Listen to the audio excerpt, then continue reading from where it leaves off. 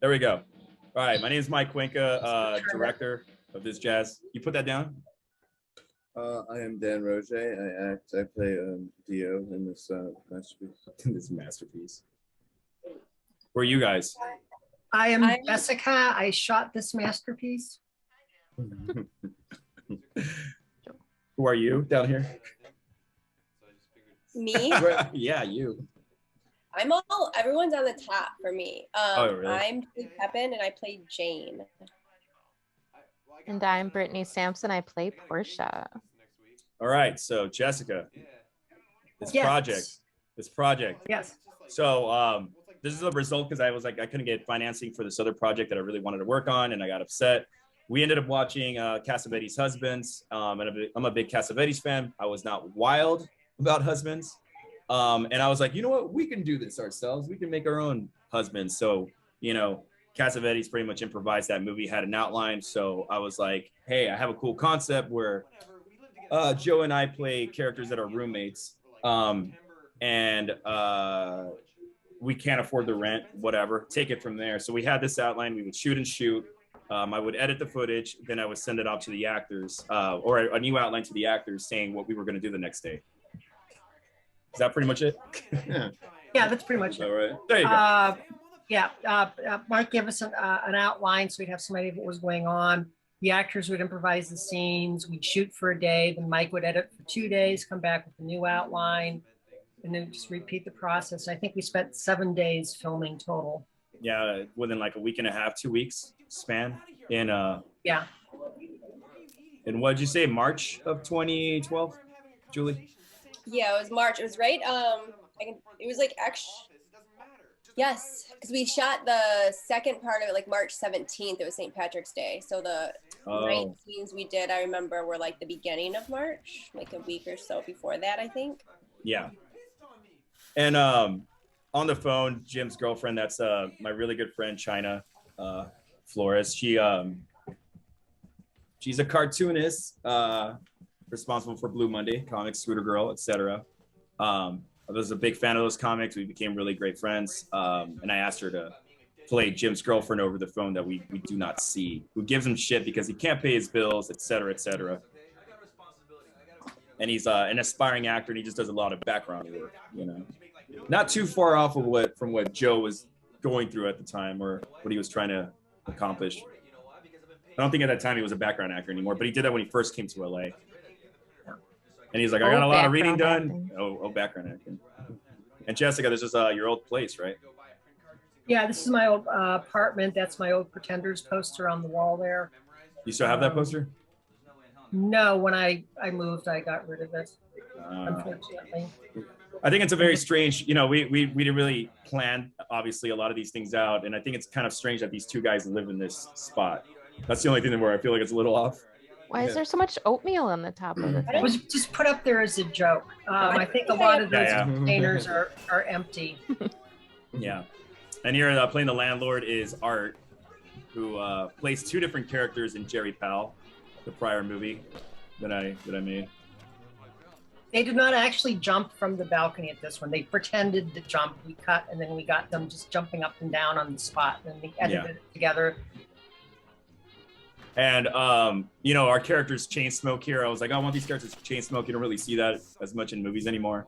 So we were smoking these, you know, like the veg cigarettes, the herbal cigarettes. But the problem with those cigarettes is that they smell like cat piss. So your hands consistently smell like urine. And I'm like, I can't handle this anymore. So some people aren't into that. Yeah, some people are into that too. Yeah. So we started buying real cigarettes, and you know, I was like coughing up black crap like after we shot this thing. And I really I don't have the world's greatest posture either. And like, I wanted to play my character with like a little bit hunched over. So my neck and back were just killing me by the time we finished this thing. I was like, this is the stupidest idea for me to play this character like this all the time. But it helped out. I am constantly telling actors that, you know, it looks really cool if you smoke on camera, so that they should take up smoking or at least vaping so they can do something with their hands. Yeah. Otherwise you look very stilted, you know? Yeah. Well, it's really bad when actors just stand there and they don't do anything. They need to have like some sort of an action. They need to be doing something. Yeah. It's like how Brad Pitt eats in every scene. They have that spoon thing, right? Where he's eating his cereal. Is that Brad Pitt? Yeah, Probably. So Jessica here, we had Steve pulling you on a skateboard for the shot. Is that what it was? Yeah, poor man's dolly shot. Poor man's dolly shot. Like poor man's. Like it's like an extra step of poor for that. Well, you need a skateboard. That's a nice gray day too. As you know me, I like to shoot on overcast days. I don't like a lot of sun in the shots. Yeah. I don't remember. I think we shot this on the Sony camera. Yeah. And I don't remember which one. You know, and it's like with anything, we were trying to figure out our characters, how to play them. You were trying to figure out how to shoot this exactly because I gave you some ideas. Because I think at the beginning, you're much more jumping in and doing zoom shots like that. And then towards the second half, you're more restrained, laid back. So I think it's probably the only time in my life someone's called me restrained and laid back. Typically don't get that. So that gag that, you know, I do when Jim's yawning, that's something I do in real life and it pisses off a lot of people, but it makes me laugh. Some people love it. Some people love it.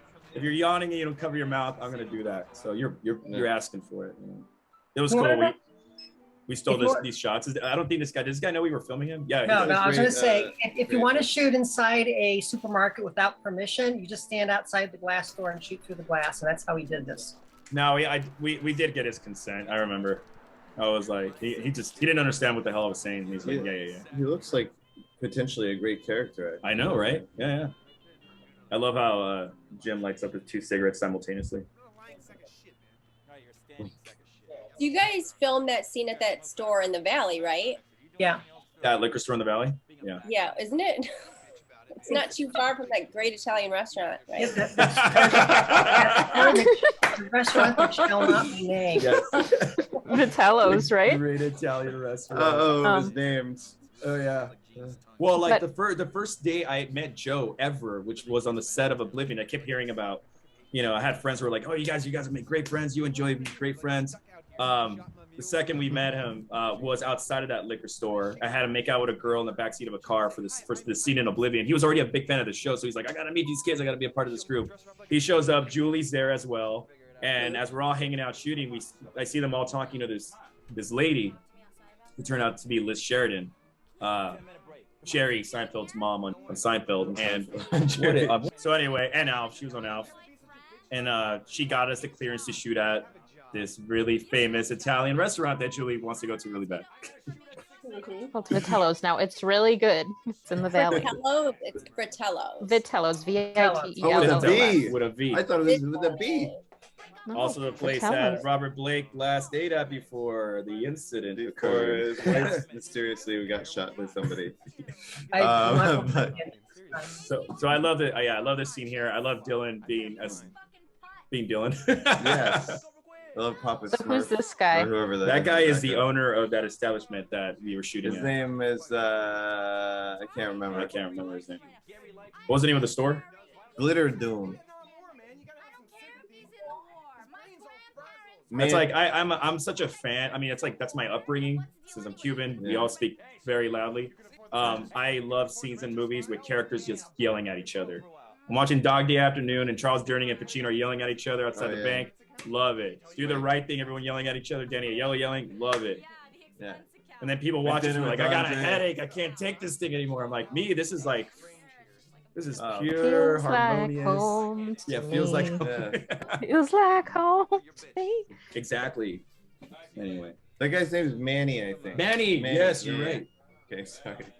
I think Dylan was actually to the left of her. There was a Gears record, and her dad was the bassist of the Gears. So yeah, so this thing, we were shooting. This is still part of that same day when the opening scenes when we shot that. The stuff with Dylan there was shot on a separate date. But Jeff, who's in that scene at the beginning, he used to be in BJM. He's an Echo Park local, very well-known cat. He just happened to be there. I told Dan we're gonna start the scene right here. Told him what his character was gonna be like. He picked the name Dio.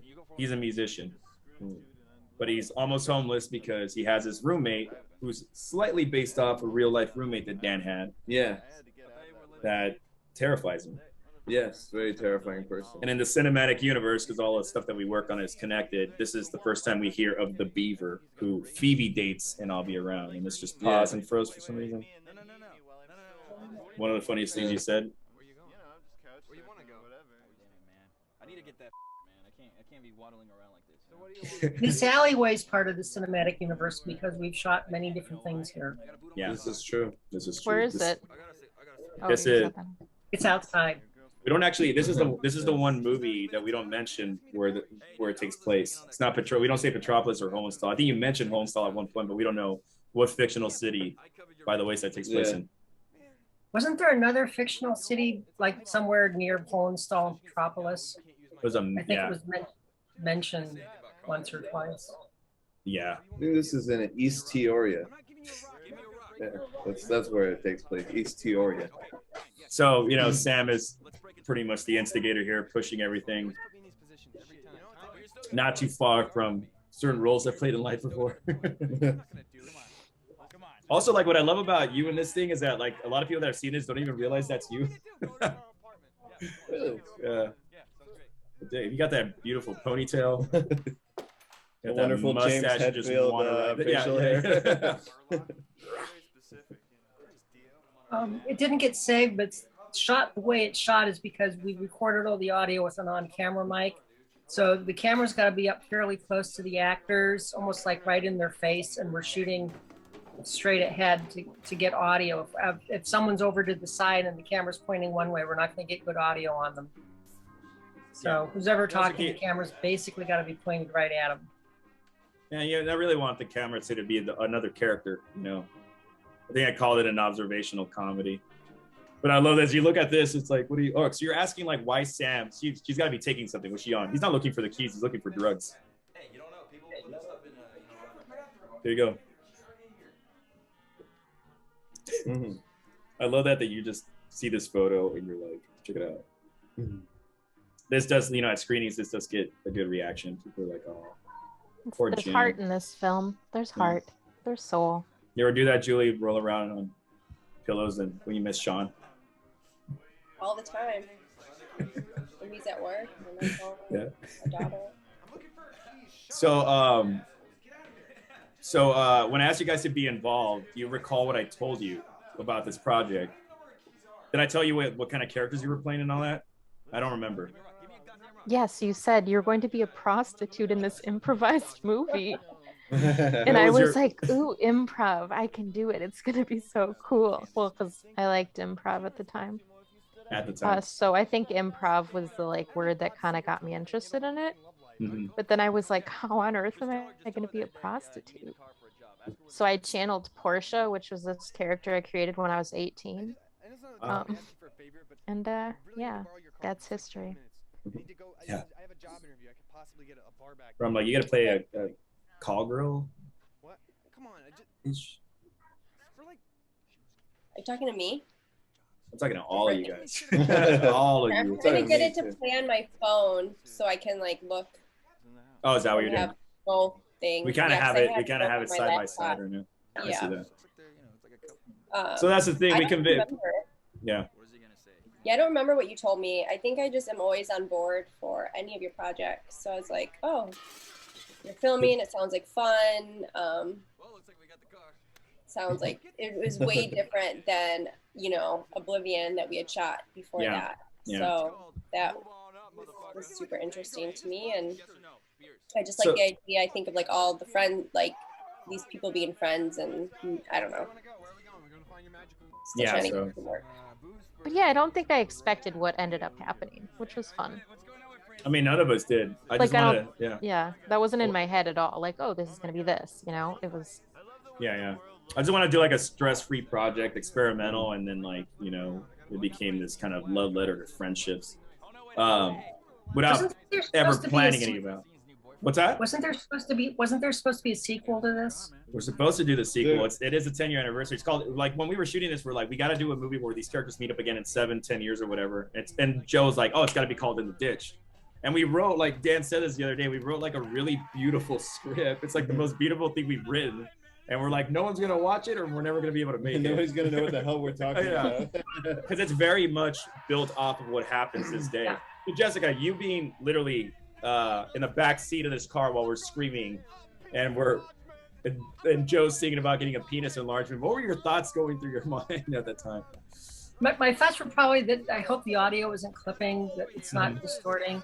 Yeah. I figured if you wrecked the car, I would be okay because I'm in the back seat. You guys might be mangled or something, but I would just keep the camera rolling. Yeah. You'd work the footage in somehow. Oh man. I do. This is actually one of my favorite scenes where we calm down and, you know, Jim's talking about his insecurity issues and we're pointing out the beauty that's in front of us in this cliff. You know? You guys are just like standing in front of like this cliff. There's this like huge drop, and I'm trying to figure out how I can get in front of you to get it like a 3-shot without like tumbling to my death. Right. So we just backed you up like 6 feet, and I got in front, so it looked like I was like floating in air in front of you, and I really wasn't. Yeah. Was that Elysian Park that you were at, or where is that? That is Elysian Park. It's a spot that like Joe would love to drive up to and just like blast music in his car and drink out of, you know. I remember my brother asking that. He's like, what the hell is the difference between a drunk and an alcoholic? And as we say, a drunk doesn't go to meetings. One of my favorite lines is you talking about your babysitter right here. That always gets great laughs. It's the best. I feel like my favorite lines are anything Dan says. Yeah. Like anytime I hear like this one goes out to the one I love, like I always hear it in 10 different Dan voices. Totally. Oh my god. Shit. I think it was when we were shooting this, we were just calling out songs sung by a completely different artist, and someone was doing it. I don't remember. Yeah. Was it Dan that was actually doing the singing? Yeah. Which was talking about, you know. It was this one goes out. So well, you'll see it. It's coming up right now. When he says, "I'm like, what do you do?" So what do you do with your time? He goes, "I'm a musician. I play my shit." Sometimes he does covers. And we always have to have like one of the recurring themes in like the Boulevard du Universe or whatever. It's like we have Lou Reed. There's always like a Boss reference, a Lou Reed reference, or a Velvet Underground reference. There's a Lou Reed reference. Oh, here we go. Oh yeah. Let's see, like a.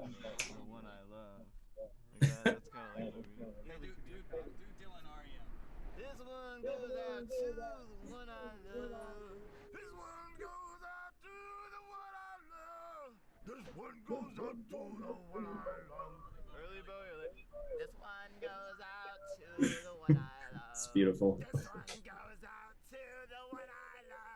You gotta go up.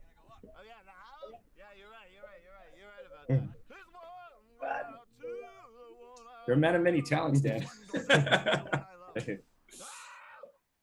Yeah, but you must have had such a sore throat after this.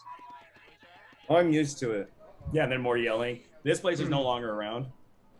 What place? Oh, yeah, that's House of Spirits, right? Yeah, R.I.P. Shit. Wait, that's not around anymore? No, you haven't been over there? No, I haven't been there in so long. Yeah, that place is dried up. So the building's fucking still there, right? Blow our brains out.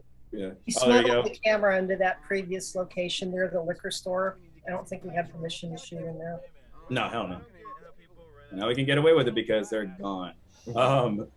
Lucifer's Piss. That's a recurring bottle that was on Oblivion and one of the music videos that I did. Even beside me, we're drinking Lucifer's Piss. Also a reference to Jerry. Yeah. Jerry is Lucifer's Piss. Yeah, that jar of moonshine that he carries around. He says it smells like Lucifer's Piss.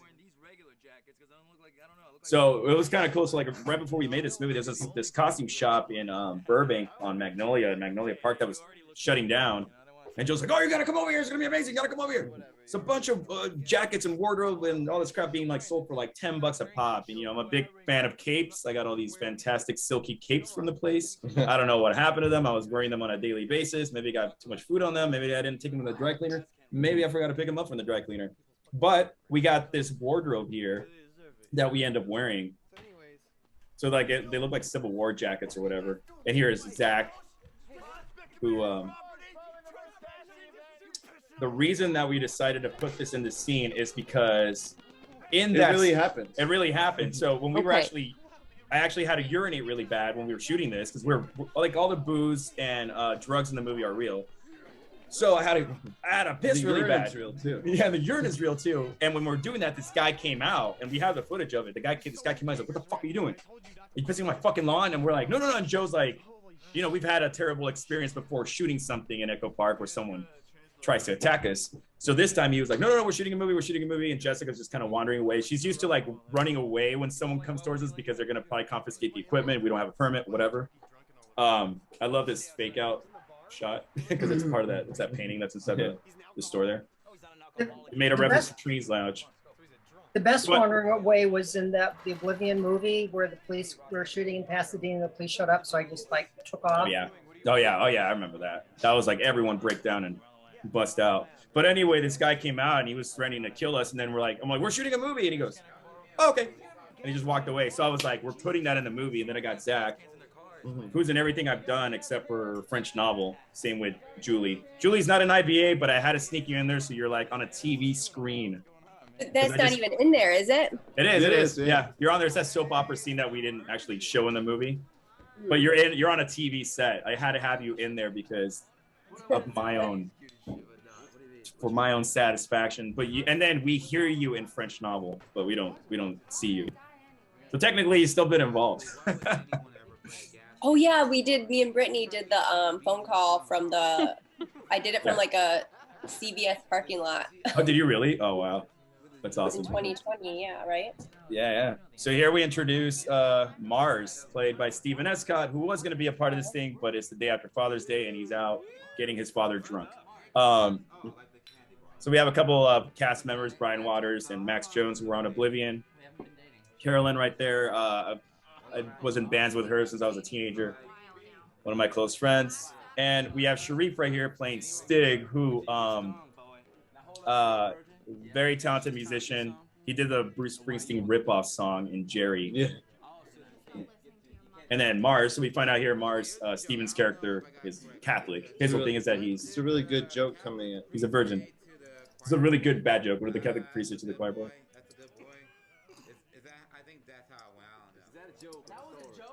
That joke is a joke. Is that bar still around? Yes, it is. Really? Are they still open? The tavern, yeah.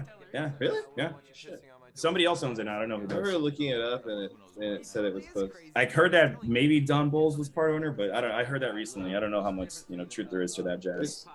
It's kind of cool. This is a great joke. Yeah, that's what I'm talking about. Takes a second just to hit. Running out of time. All right, so at 30, I'm going to stop it. And then we're going to continue. Has it been 30 minutes already? It's 20 minutes, but about 7 all. I love Joe's jacket in this. Oh, man, that thing is great. Does he have that still? I don't know. He probably does. I wonder.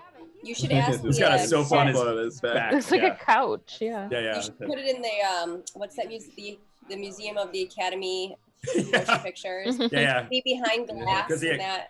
Because the Academy really gives a shit about the movies I've made. I'll just sneak in there and just throw it on a mannequin. There's this stage, people are like, "What is this from?" And I'll be like, "A plaque that says by the Wayside." And people are like, "What is that picture? I have to see this thing." Yeah, all the wardrobe that we wear is all Joe's.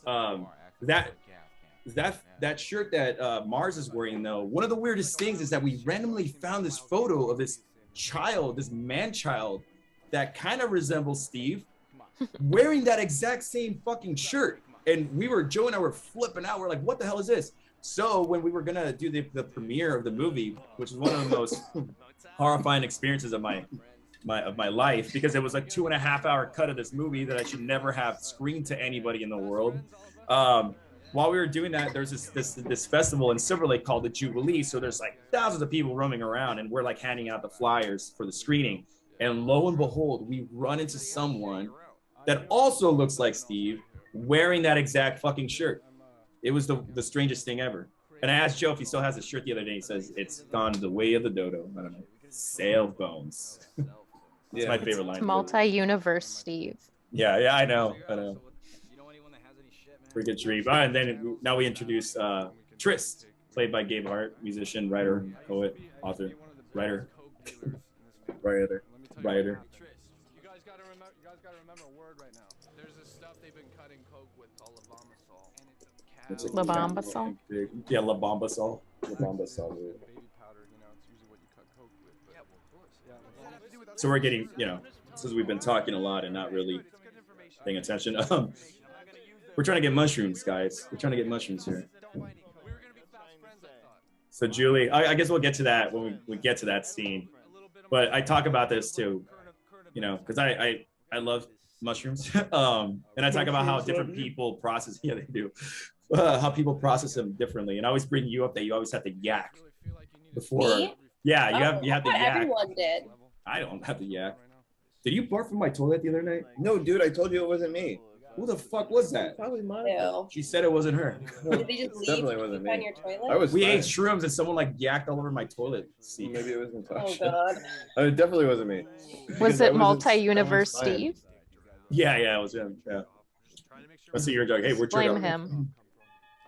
This is one of many montages, and I love this scene because we were shooting, and then there's this whole drove of people carrying this giant crucifix. There you go.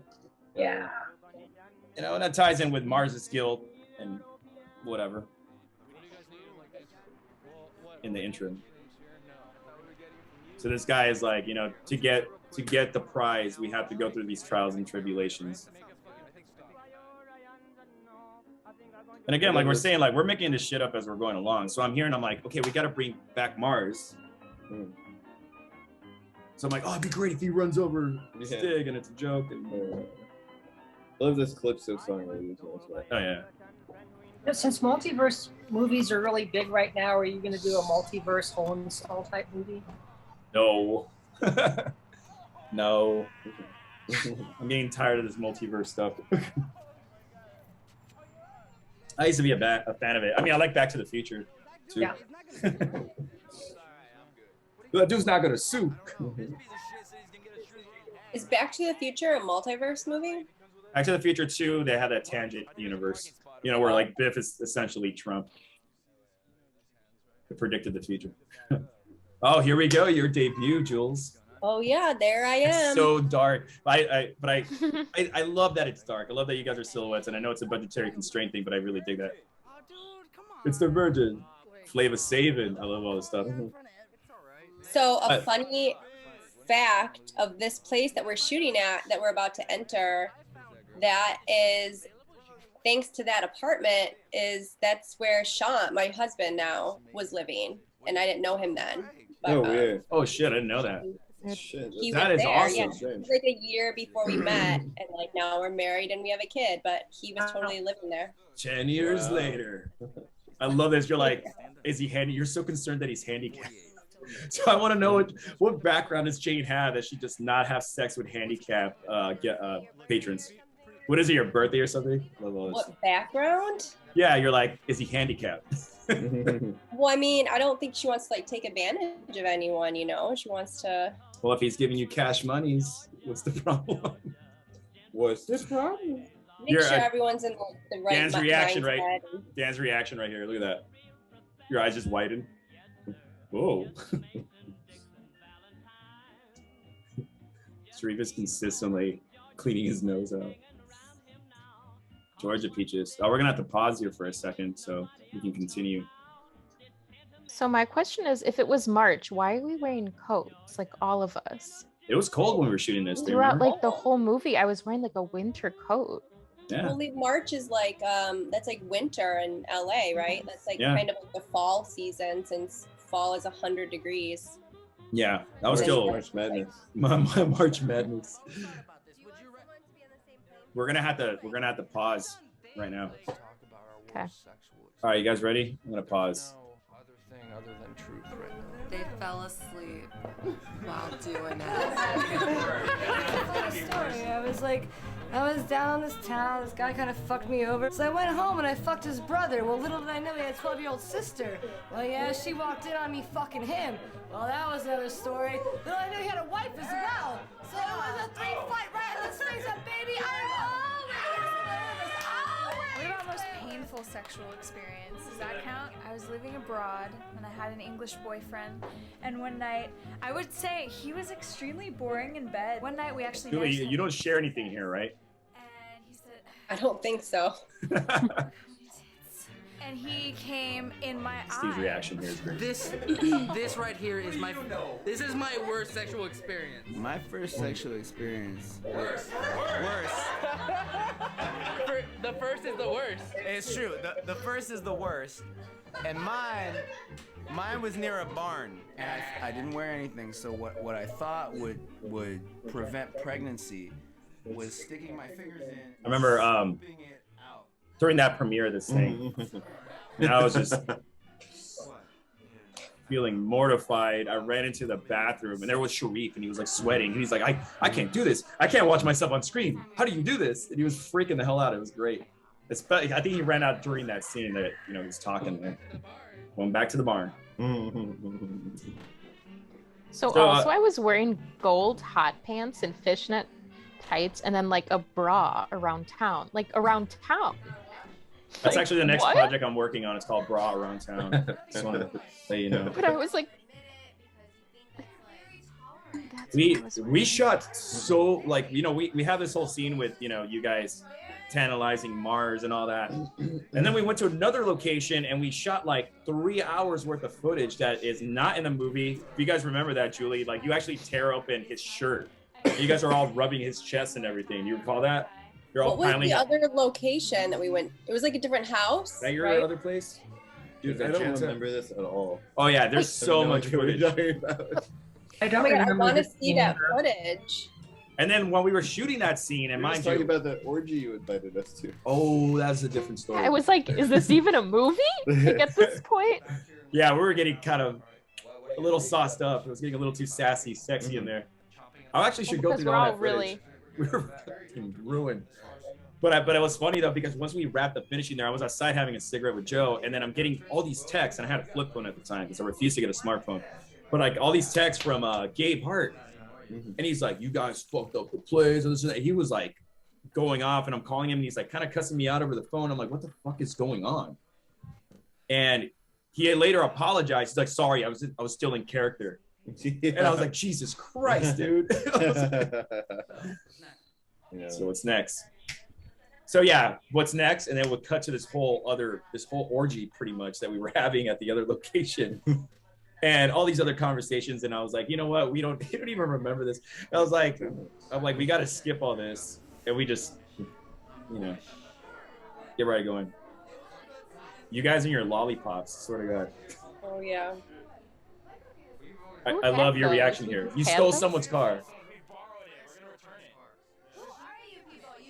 Who are you people?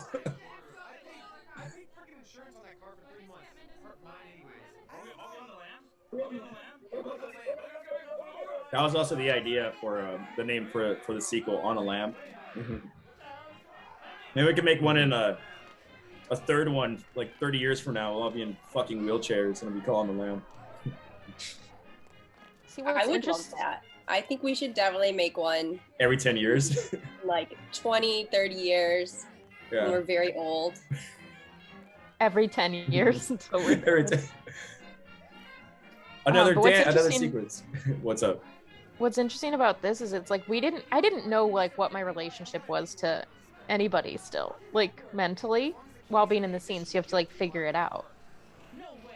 I mean, like Sense. Jane and Sally and No, Jezebel. I know, are but your- like I'm your like, what friends. just happened with me and Steve? Like what, you know what I mean? Like you're trying to figure out. Right, because that whole context of scene, the movie. he didn't have sex with you, but he acts like he did. We got him there because he's a virgin. We're like, oh, come on, we gotta pop your cherry. Might as well, like, it's all kismet. This is all happening. We're getting mushrooms. We got these girls here, and he can't go through with it, And again, this was not planned out. It was at the very end where we're like, okay, then turns out that Mars is actually gay. Which, there's some fun stuff regarding that. and him being comfortable with his sexual preference in the sequel. Yeah, like pretty much like all of Julie's lines in this are like, I love you setting things up. You went to college? I really used to do that in college though, so that was from personal experience. You tried to do that last time I hung out with you. Did I fail? I'm Yes. fooling no one. But yeah, so we were all really, really drinking at this time. Taking it out on the wrong person. I should be taking it out on Sam. You realize no one's paying attention to you, right, Jen? You just heard what I said. You have time right now to have fun. What are your favorite Look at lines? this. We're meandering around. There's 4 of them, there's 4 of us. Hookers and There's day 4 of them, and there's 4 of us. I do a play on that in Voice About Town.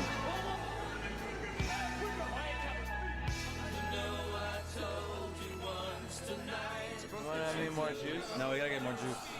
You want to have any more juice? Juice? What are you, a kid? You want your apple juice? Hey, Jim, take this picture. Yeah, this was my favorite sequence by far. It was so much fun. On the count of 3, all right? Ready? Smile. It's like watching this just makes me so happy. Yeah, I do really love this part. Yeah, I don't know how like people that are unrelated to us feel about the movie. I mean, some people like in Yonkers, people loved it, but you know, for us, it's like this capsule. This guy. This guy. I love it. And he does Dancing! Yeah. Didn't you guys get into like an Italian festival What's too? up with you and the Italians today? Do you remember which one that was? Oh yeah, the Italian festival. What was that? Yeah, we played somewhere in Italy. I'm trying to remember which one that was. It was the what's I don't that know. mushroom called? The Portobello. Portobello Yeah, the Portobello Festival. What it was. Oh yes. I remember when we you know, because a few of us, what was like me, you, Marissa, Joe, we all went out to New York because they screened Jerry and this back to back. And the older ladies that were like the judges, they must have been like in their late 70s, early 80s, and they were like, your generation, this movie is just like, it speaks volumes about your generation. I'm like, does it though? Is it just us being debaucherous? I love this scene. And Julie getting mad at me all the time because I'm interrupting. Because a lot of this stuff too, you know, yeah, like everything is real. We're like actually fucked up when we're shooting this stuff. So at the same time, as we're making stuff up, I'm in front of the camera and I'm running behind Jessica going like, shoot, point over here. And then I'm running in front. And then like I stopped someone and pulled them aside and I'm like, say this. And then like I ran back in. Especially when I was actually on mushrooms and I'm doing my scenes with Julie. That was so difficult to pull off. I was just like in another rail. Yes, he was. And then we had some stuff that happened after we shot and we went back. Then you guys can talk about. I think you and Brittany were driving together. We should get booze. And it's actually another thing that I love, that we all separate and we go with our individual person. We get to learn more about both characters. And I told Julie, I'm like, can you wear bangs again for the sequel? She's like, no. Melandria. And you guys, what I love about you guys is that there was a lot of like actual real life turmoil going on with your scenes, because you guys were the ones that were not participating in the drugs or anything like that. But it added to it because you guys did have an awkward moment in the bathroom where you are trying to seduce him and he turns you down. So you got to be questioning how, Portia's got to be questioning how that makes her feel. This guy. Yeah, this guy, you guys just started talking to him and then Jessica went up and started filming you. If I recall correctly, Jessica. Yeah, I don't think he knows he was on camera. That's right. He was actually blind. Oh man, he really may not have known he was on camera.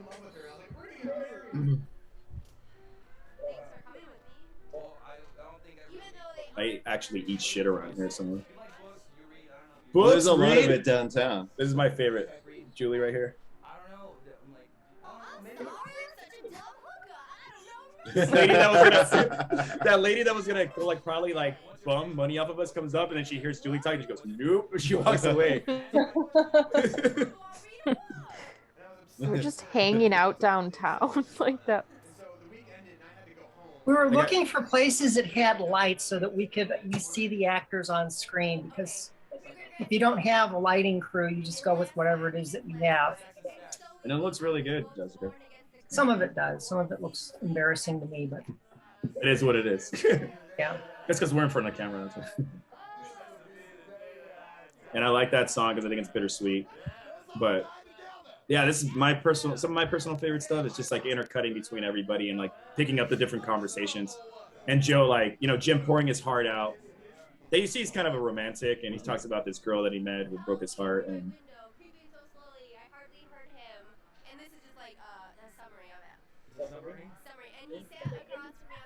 doesn't Bukowski get mentioned in all of your films? Someone brings him up? No, but in I'll Be Around, we do have the two kind of slightly misogynistic characters walking past the Bukowski wall, which is now no longer there, got painted over. That had all the books painted. Yeah. You know, Jim's like pouring his heart out, talking about, you know, his love of Nirvana and stuff like that, and Sally's just straight up like, "Can I tell you something? I hate Nirvana." I just think the 4 dynamics that were created, like, I didn't feel like I was given any direction to create that dynamic. It was just interesting how it happened, that they were all different.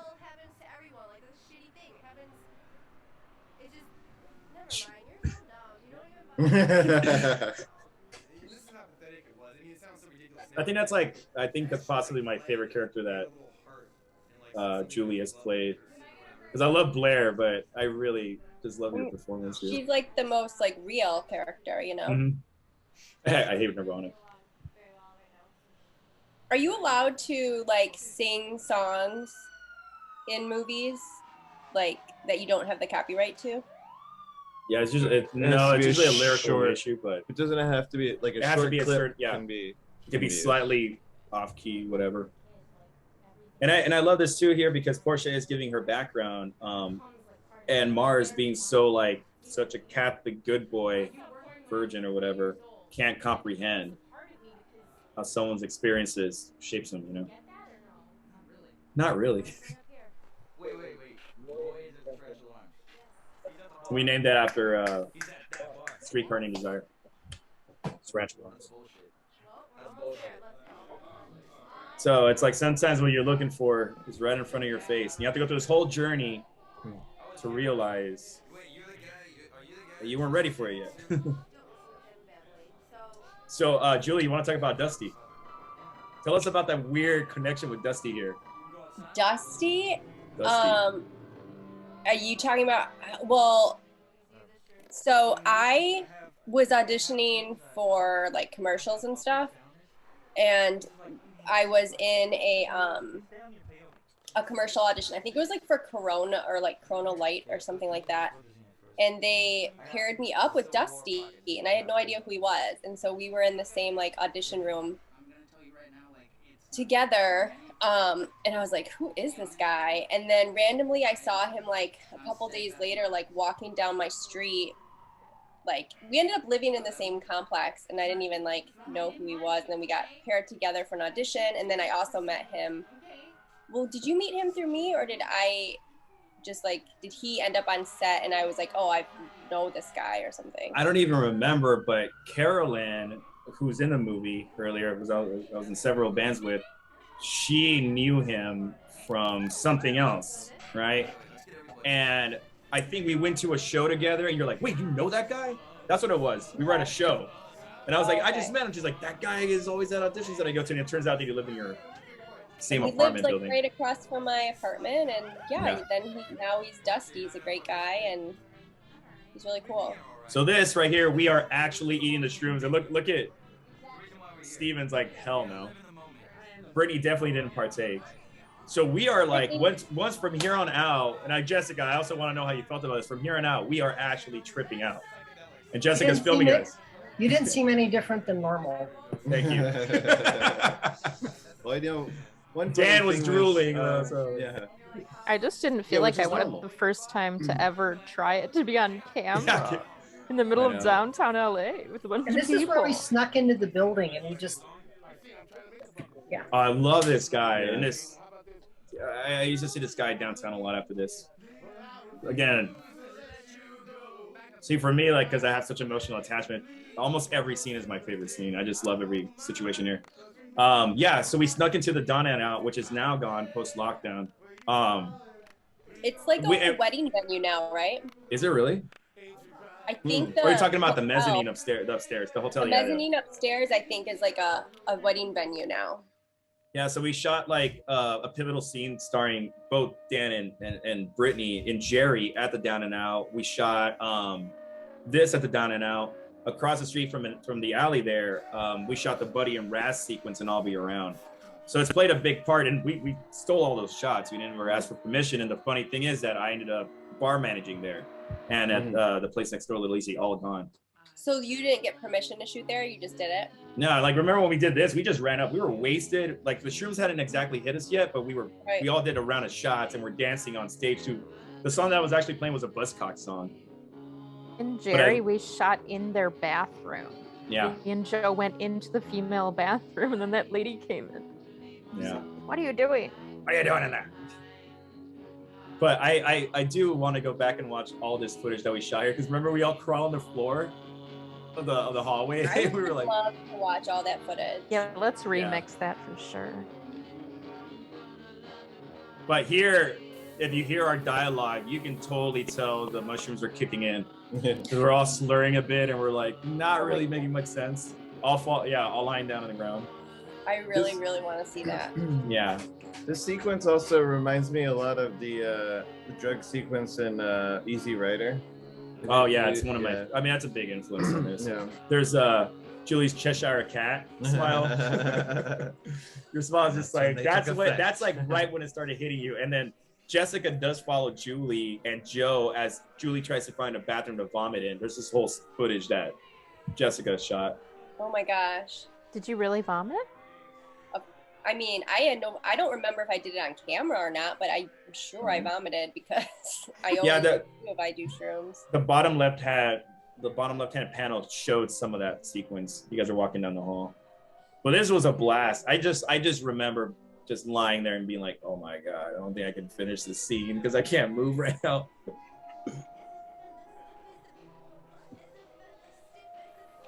Stiff as a board. One of my favorite things, I sat in the bartending business when I was 60. It was funny, this rabbit there. Because Jin kept saying every time that Mike came up to give us direction while we were all on shrooms, she would say, "Said the rabbit." That plays a big part in the sequel. Yeah. You guys, again, some of my favorite stuff. You guys here are beyond gone. Oh, we're on another dimension. Look, just hear your dialogue. We need to get revenge. We shall wreak revenge. You and I, we shall wreak revenge. We shall go into his apartment. Why did you get into your profession? Oh dear. Why? This is what falling in love feels like. You can do anything else. A big part of the sequel is unspoken words between these characters. But I recall this, I'm trying to keep the scene going while I'm tripping out. All the questions. So Julie, you definitely filmed this after that other stuff, right? Yeah, this is after we left the building. Yeah, that's where you call me a documentary. You want me to be honest with you? Everything I've been doing tonight, we're gonna play the truth game now. Were we the first? I think we were the first group to shoot, and then we shot. No, we were the last ones, right? We shot everybody else first. I mean, yeah, Marissa here is she is tripping. You could just hear it, And I guess in a certain sense, it's cheating with acting. But I think if you are able to capture how you're feeling and able to manipulate that and give a performance, I think it's still part of the whole process. Yeah. I don't think it's cheating as much, because What would be a real test is if you gave somebody shrooms right before they were doing a Shakespeare play, and they have to see how they would act. Then they're great. That's going to be the next project we do. We're going to reenact all of Midsummer's. Yeah. You're going to bother me.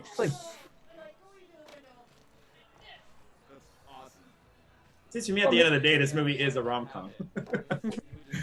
Well, Shakespeare is in the public domain, so you could just pick any of his scripts and remake it in full install.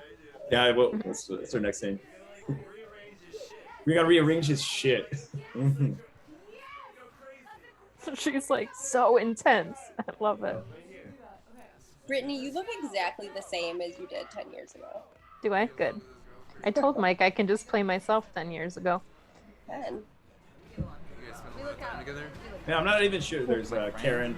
I could deal with their shit. Rafelson, she's Bob Rafelson's niece. They want to see me happy. They see me. So I guess Sean was living in that building with her? Yeah, he was living there with her and her boyfriend. That's right, because Karen was like, what she was trying to convince you to do in the ditch, the secret of Wayside. I sent you this footage of her. She's like, I'm the reason that you and Sean got together. Exactly. Yeah. I love Joe here when he goes, man, tripping, it sounds, whatever he says. Right here.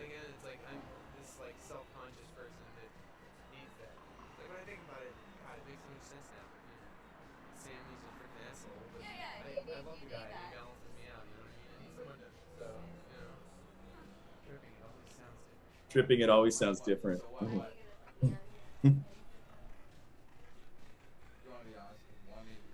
So that's where we find out that Jim, you know, or Sam made up everything. What time would you say this is? Like past midnight, right? At this point, yeah, it's got to be, right? You guys remember yeah, it's that? like 2 o'clock in the morning or something. We went late. In downtown, 10 years ago. I know. Ago. That seems so dangerous now. Like to my 30-something-year-old self. Yeah, 3 years ago, I was like, oh, this is fine. But now, post-lockdown, that's back to being, it's probably more dangerous than it was then.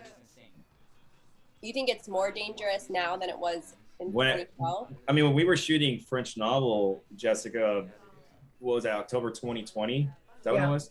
That was pretty terrifying. I don't think it was terrifying. It was just weird. We're out shooting different places and there's like so few people around because it's of like the lockdown. Yeah, it was back to, well, now that things have opened, it's just, it's like the crime rate has gone back on. Yeah. I was like so nervous shooting this stuff. It's like not only on shrooms, not only trying to act in it, and like figuring out where the hell we were taking all this. One of my favorite lines, if you were a pumpkin, I'd eat you. Dan. Eeny meeny. So we know Dio can break into people's houses.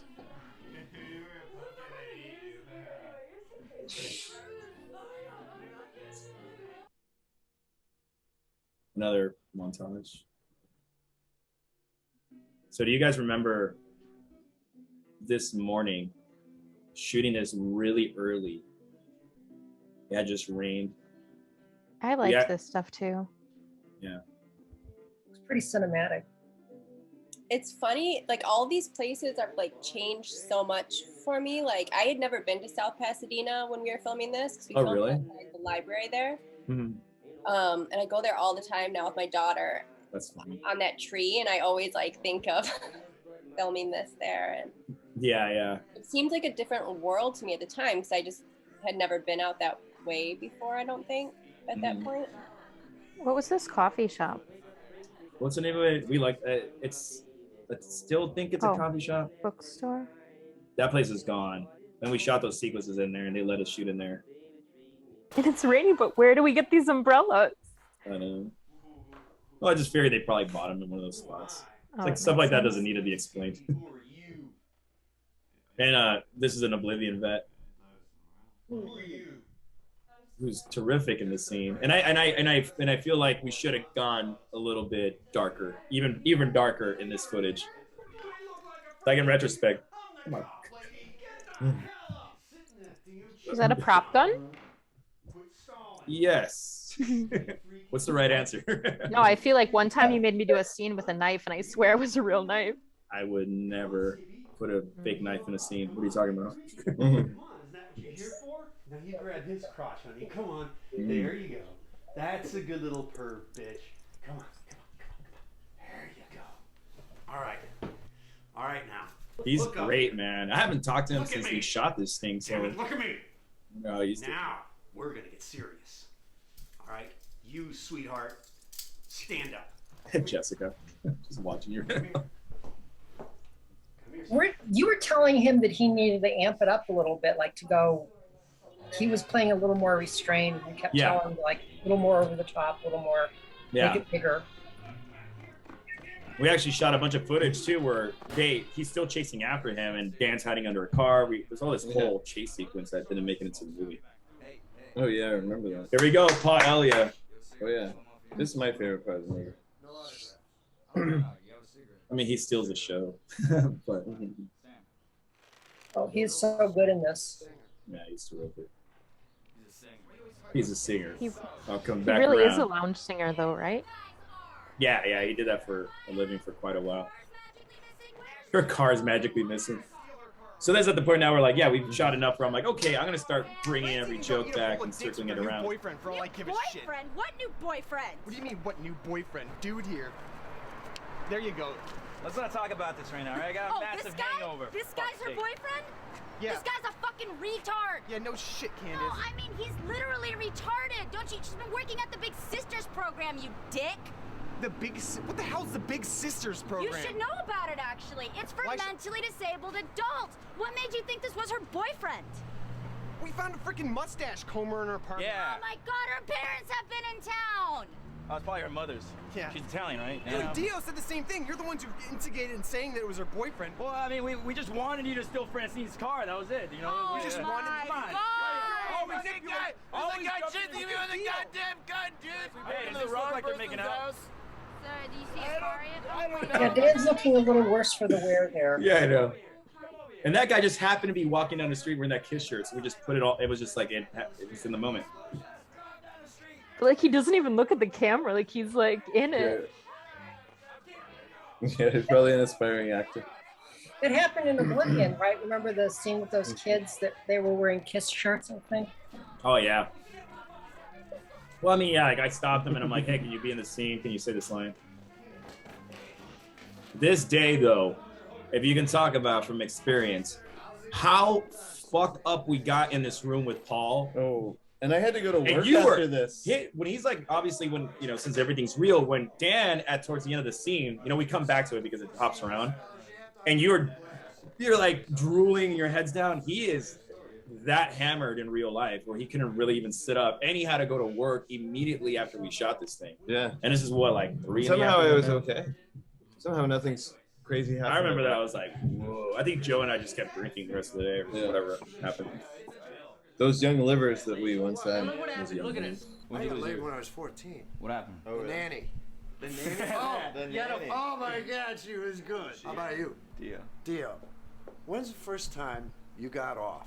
You know, I was like in 5th grade. You're in 5th grade. I was in 5th grade. And? I didn't even see it as a sexual thing. I was just like, oh, this feels really good. And I actually thought about winged Pegasus. It's really weird. Let me get this straight. You're jerking off and you're thinking about a fucking unicorn with wings? It's not a unicorn. It's just a horse with wings. Yeah, it's weird. Yeah, I'm the weird one. He's thinking about horses with wings. Hey, Julie, you've gotten to act with Paul before, right? So here I am. Get home with the nanny. I don't, like, scene to scene, I don't think so. No? No. No, Jerry and Aunt Nattie's. Oh, yeah. We were sitting on the couch together. Oh my God, it was so hot that day. Yes. Oh my when God, it was that day. in the valley in that house and it was like 115 degrees outside. You recall that smell? Yes. I very Oh, much. because cat food, right? Yeah. No, And right. Oh, was it cat food? it was that nudist place. It was a nudist place. Oh, I thought that someone was opening At a cat nudist food. place? Put your hands on the table. This is all Paul's idea right here.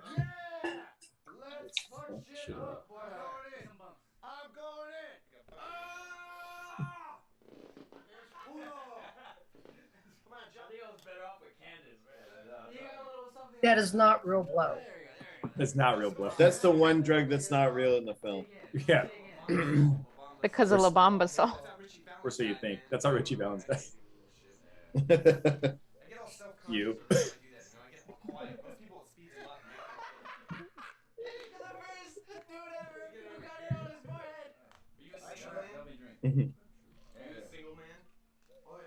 only one of them. He's a single man. So what do you do? You look like a classy sort of gent. Because of how I feel about you guys, I'm gonna sing a song for you, right? There's actual an actual song that Paul wrote and recorded. For this movie or in general? He had it. He let me listen to a bunch, and he goes, "Oh, this one, you should hear it." And then, my favorite stuff doing shooting sequences or showcasing sequences non-chronologically. Some non-linear stuff. So yeah, Jumps Ahead is already. It left the hotel room.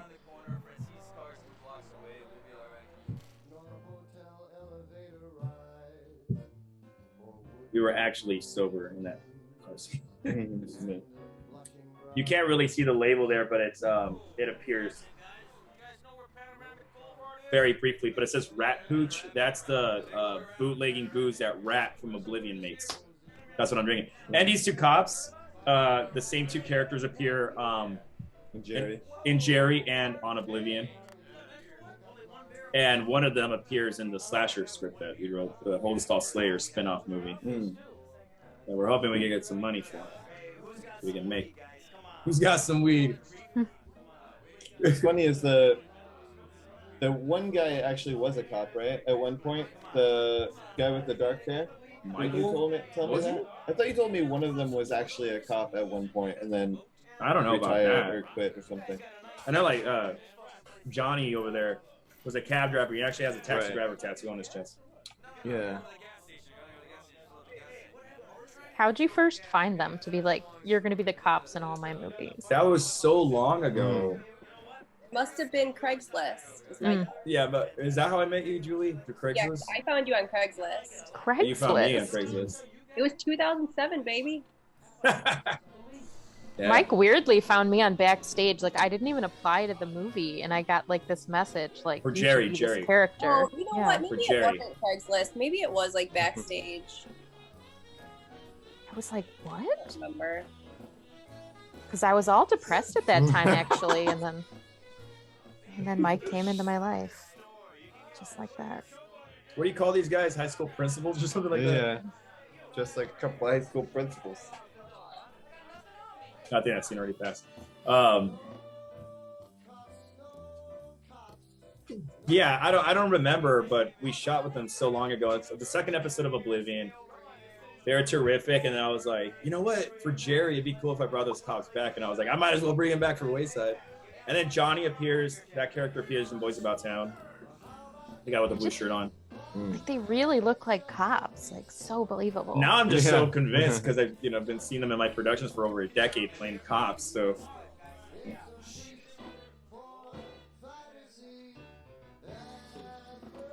freaking Paul, man. I should have had him on this thing. I don't even know where the hell he is.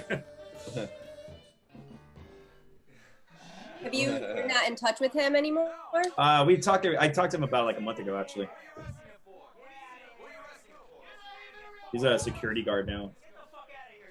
Very talented actor that I feel should be making a living doing that. And when he pushed me against the car, I remember this. Like, he did it really hard. Oh, yeah. It like actually hurt. I was like, really got into it. The method acting. Yeah.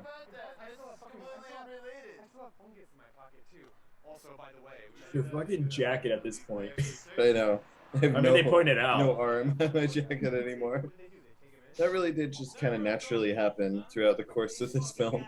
I don't know what happened to that wardrobe. Like, well, at least what I was wearing. I still have the Sam shirt though.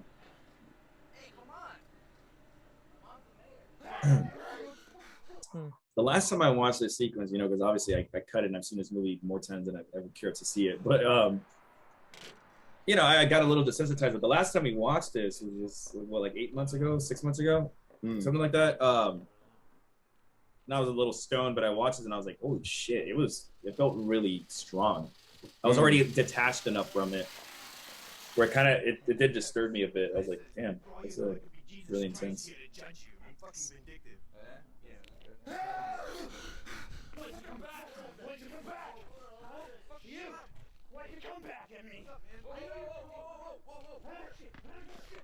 You recall shooting this, Jessica?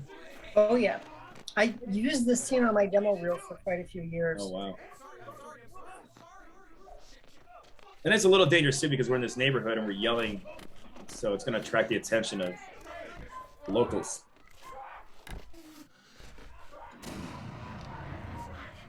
Yeah, did anyone think you were really in trouble? I mean, there was a patrol car that showed up eventually. Yeah, but they didn't even stop or anything, right? They just, I don't remember. They drove past the area. They drove past. Yeah.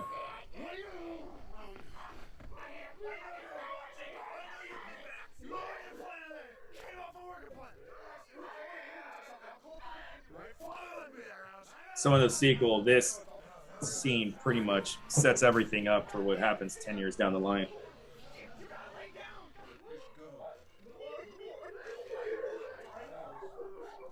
The nice aspect is that Sam is now dead.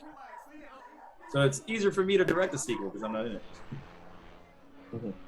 You have to pause again. You have 1 minute left. I know. There's the police car that drove by. We managed just to get a little bit of it.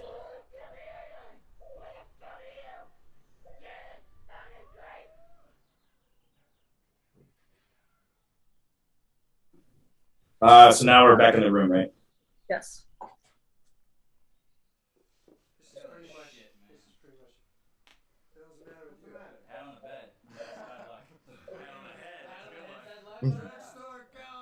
Drugstore Cowboy reference. Shit, when you're already like feeling guilty about sleeping with Jane. Well, I don't know what my situation was with Jane. You don't know exactly. Do you know what? I honestly, I dig Jane. Oh, Brittany vanished.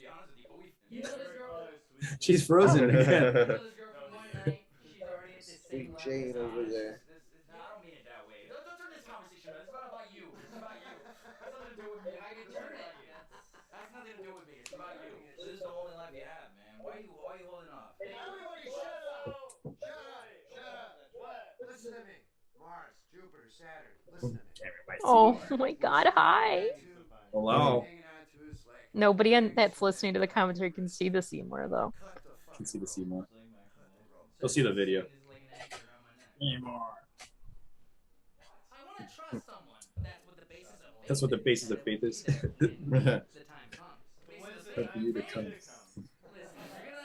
My greatest line. Your greatest line of all time. Every Dio line is like this, sage-like statement. Sexual perversity. So how'd you get it from that 2.5 hours to the hour and a half? Oh, look, someone wants to. You want me to pat you on the back? Reveal right the secrets of Brittany, who's seen this movie as many times as I have. She gave me a bunch of notes to narrow it down, and we did we have our arguments. Oh, we fought. But it's great. And I think you weren't still happy with this cut. This is my all-time favorite cut. I love everything about it. And we got it down. I thought it was good for sure. Yeah. We got it down from 2.5 hours to 75 minutes, which is what it should have been to begin with. So. And this scene too, before we shot it, I did give, Jesus Christ, you're gone right here. Look at this. And you are with the fun. That's the fun. Yeah. So we polished off that freaking bottle, man, like in less than an hour. I'm a songwriter. I did give Paul full-on notes where he should guide the dialogue. I didn't tell these guys where Paul was going to take things, but I told him get these points. These are what the characters are. Point it out. Reel it all together.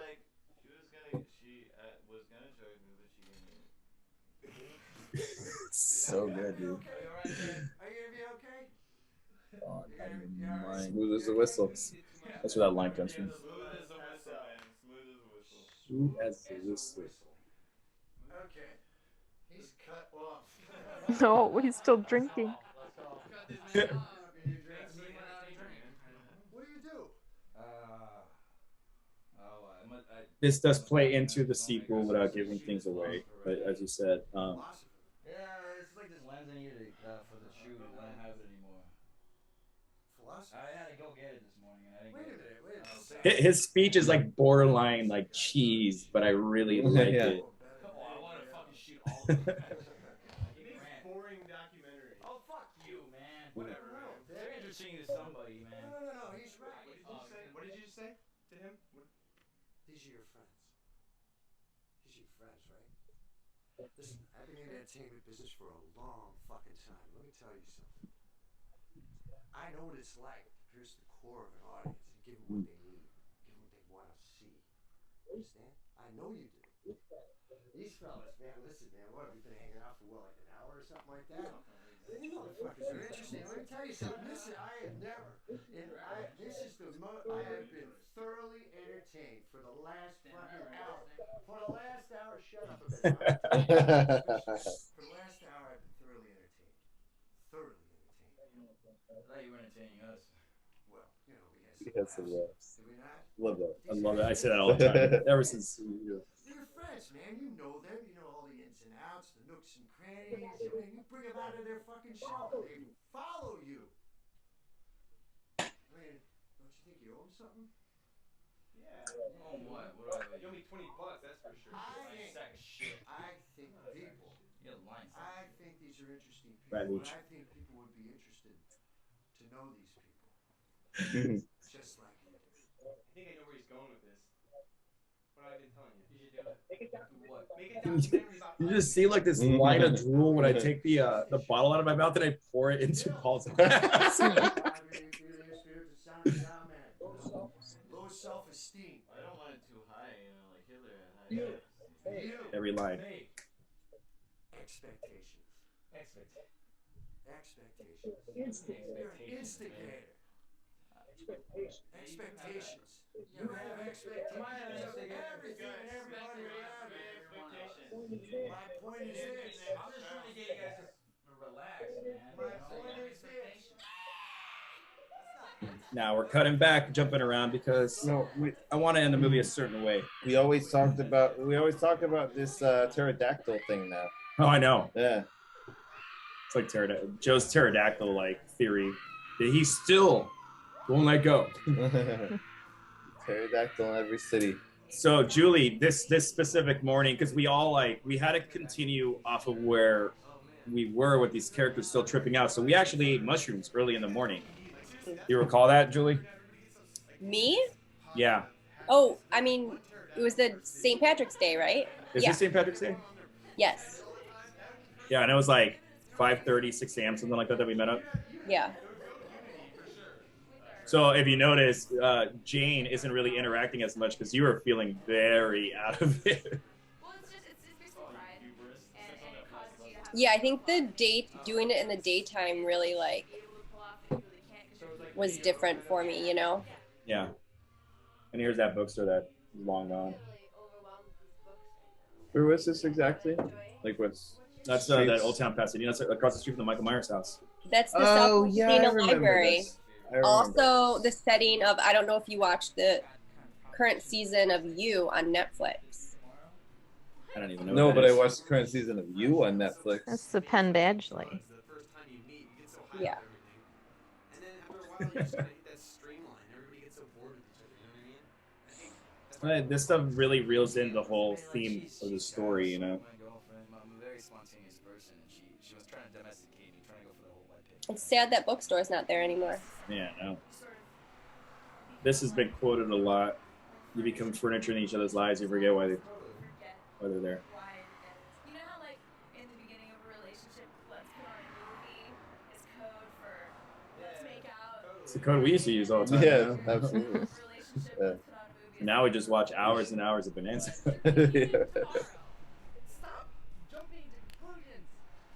And that's the thing. Yeah, here you go. Mars is gay.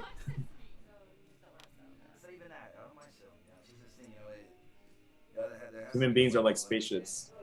Greatest speech ever. It's like that old Albert Einstein quote, you know? I don't know if you know who he is. Albert Einstein? It's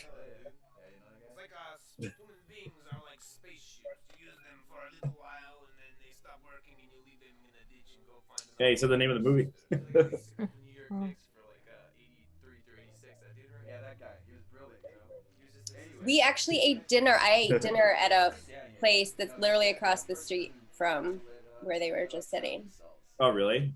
Yeah, yesterday. We had dinner there yesterday. I love that spot still. Yeah. Yeah, Videotech is right up the street. My buddy owns that shop, movie rental house. But yeah, I think people get lost when it comes to like the whole point of this movie with those characters talking about not being stagnant. And Brittany, we have I'm just shaking my head. Brittany, here's a recurring theme in my movies with you, where a character ditches you on a bench. Oh, that's true. That's why I'm shaking my head. It's ridiculous. It doesn't happen in French novel though, unfortunately. But that's a totally different realm. But do I even look like myself in that movie? No. That's good. It's kind of the point. But here we go. This is someone else covering a pagan song, Mannequin Animal. Not Mannequin Animal. What am I saying? Oh my god! Oh, the restaurant's right there. It was around 10 years ago. That Radhika restaurant. Oh, right that there. place? Oh wow. Yeah. Yeah, you can see the Michael Myers house and clearly in one of the other shots. Oh my gosh, that's so funny for me to have just been back there. These immature bastards. We're all just left there. Your characters are still there. Yeah, still there. There you go. Well,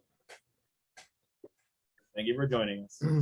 Yay. I mean, you really should have just like woken us up. You should not have just left us sleeping there. I think that's what you actually say in the sequel. So we just shoot one every 10 years until we're dead, and then like whoever's left can shoot one. Can shoot about all of us being dead. Yeah.